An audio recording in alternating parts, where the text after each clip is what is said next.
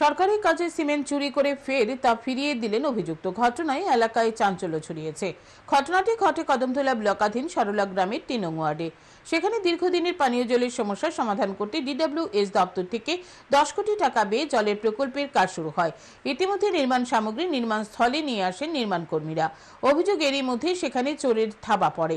অভিযোগ 25 ডিসেম্বর রাতে এলাকার বিপুল নাথ নামে এক ব্যক্তি গাড়ি করে 16 বস্তা সিমেন্ট নিয়ে যায়। শ্রমিক ও পাহারাদার বাধা দিলে প্রাণনাশের হুমকি দেন তিনি বলে অভিযোগ। ঘটনার খবর পেয়ে পুলিশ গিয়ে অভিযুক্তকে থানায় নিয়ে আসে। অভিযোগ করে শাসক দলীয় পঞ্চায়েত সমিতির 1 সদস্য এবং স্থানীয় এক CPM নেতা মিলে অভিযুক্তকে বাঁচিয়ে দেন। পরে এই চুরি কাণ্ডটি ধামাচাপা দিতে এলাকার নিরীহ প্রিয়াশিস মালাকার স্বপননাথ ধীরেন্দ্রনাথকে ফাঁসিয়ে দেওয়ার চেষ্টা করা হয়। তাদের কাছে টাকা দাবি করা হয়। ঘটনা নিয়ে সরব স্থানীয় লোকজন। তারা দাবি জানান জল সমস্যা নিরসনে নির্মাণ কাজটি যাতে সুন্দরভাবে শেষ হয়, এতে উপকৃত হবে 3-4 গ্রামের মানুষ। এদিকে অভিযুক্ত ব্যক্তি চাপে পড়ে নির্মাণ সামগ্রী ফিরিয়ে দিয়ে যান।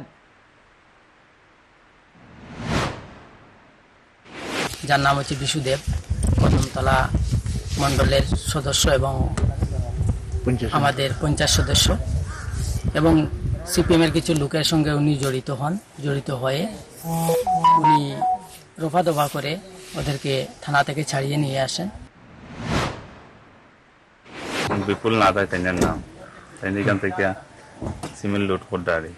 আমি জিজ্ঞাসা কাকু এটা তো ঠিক না, তোমার আমরা তো ভালো পাই, বিশ্বাস করে একজন দিয়া গেছে, এটা তো ঠিক না। এরকম আমার কোনো বেশি মারতেও না, মারলে বেদা লইব কলা হারিয়ে নিম, বুঝছেন। এটা থেকে আমি মালিককে বন্টন করছি।